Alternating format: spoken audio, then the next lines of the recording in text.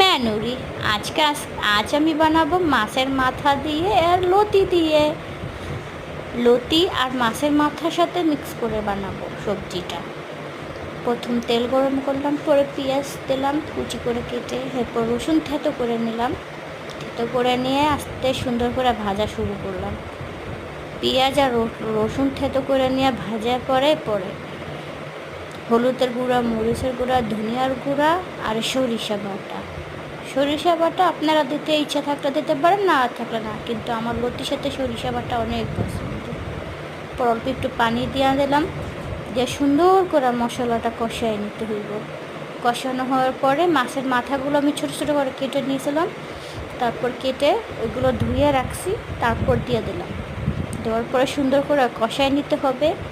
কষানোর পরে তারপর একটু মাথা কষানো হয়ে গেলে লতিগুলো ছেড়ে দিতে হবে। লতিগুলো ছোটো ছোটো করে কেটে নিয়েছি, সুন্দর করে পরিষ্কার করে ধুয়ে নিয়েছি।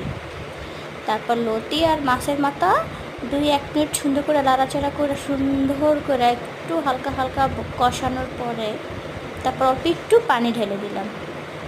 একটু পানি দিতে হয় সিদ্ধ হওয়ার জন্য।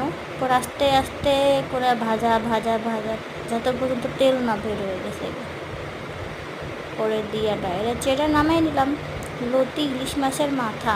ওয়াও!